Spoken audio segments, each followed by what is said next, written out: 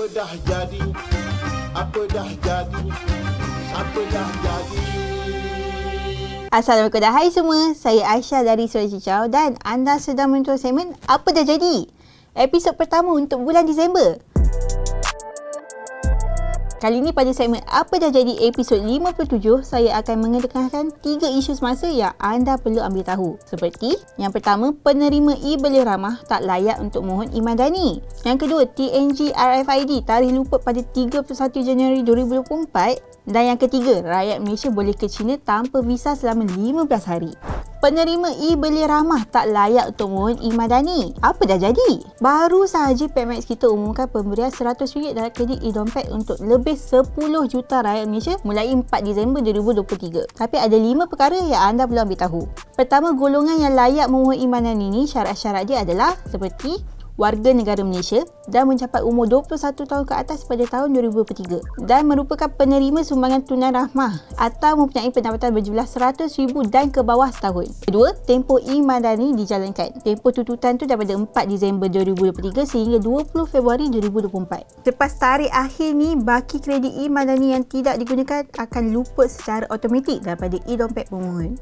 Ketiga, e-wallet yang terlibat tawaran e-kredit tu boleh ditebus menerusi 4 aplikasi penyedia perkhidmatan e-dompet: May, ShopeePay, Settle dan juga Touch 'n Go. Keempat, apa yang tidak boleh dibeli atau guna dengan e-Madani? Anda boleh menggunakan kredit e-tunai RM100 e-Madani untuk sebarang transaksi secara fizikal, kecuali seperti berikut menggunakan e-dompet: pemindahan peer-to-peer, penebusan tunai, bayaran bil utility dengan bayaran fee berkaitan kerajaan terintegrasi, bil pasca bayar telekomunikasi dan prabayar dan banyak lagi. Kelima, penerima e-Belia Ramah tak layak untuk menerima e-Madani. Penerima e-Belia Ramah tak layak untuk program ni sebab mereka dah menerima manfaat daripada kredit e-Belia Ramah sebanyak RM200 sebelum ni. Jadi masa nak apply pun senang je step dia sebenarnya. Anda perlu buka salah satu aplikasi e-dompet yang saya sebutkan tadi. Ikut arahan yang diberikan dan anda perlu lakukan verifikasi identiti bersama IC. Hantar maklumat tersebut dan akan terima notifikasi sama ada anda layak atau tak.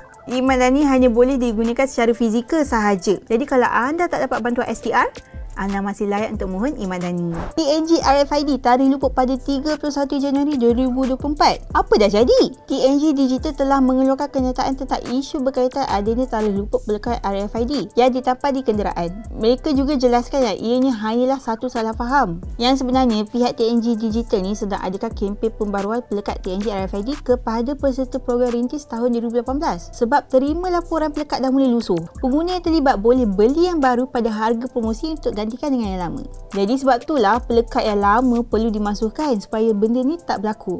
Tapi pada masa tu TNG tawarkan RFID secara percuma untuk sekumpulan pengguna awal yang berada di Lembah Kelang, Johor dan Pulau Pinang. Menurut TNG Digital, pelekat RFID diperbuat daripada bahan yang tahan lasak. Walau bagaimanapun, ia masih lagi memerlukan penjagaan yang sewajarnya, seperti tidak menggunakan bahan kimia untuk bersihkan cermin atau lampu kereta. Masih kurang jelas dengan tempoh penggunaan RFID ni.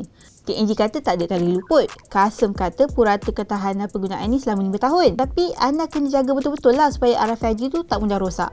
Contohnya macam tak boleh cuci kereta dalam masa tempoh 24 jam selepas pemasangan RFID.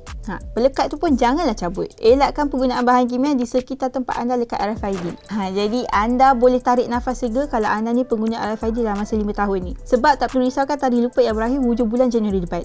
Tapi kalau di tol, anda menggunakan Touch 'n Go atau Smart Tag atau RFID. Rakyat Malaysia boleh pergi ke China tanpa visa selama 15 hari. Apa dah jadi?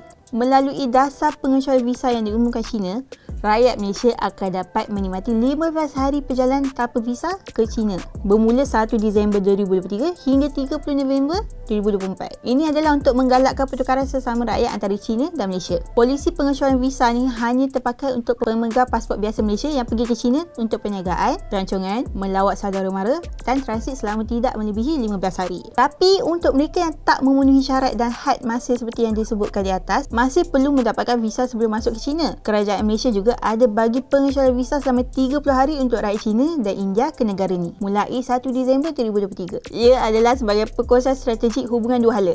Namun tegas Perdana Menteri Anwar Ibrahim berkata, pengecualian visa tu adalah tertakluk pada tapisan keselamatan bagi semua pelancong dari negara berkenaan yang berhasrat untuk memasuki Malaysia. Kalau ada rekod jenayah ataupun ada risiko keganasan, memang mereka tak dibenarkanlah masuk. Anwar juga menyatakan langkah-langkah segera untuk membaiki kemudahan pengangkutan awam dan lapangan terbang di seluruh negara akan dilakukan dalam usaha untuk membawa lebih ramai pelancong luar ke Malaysia.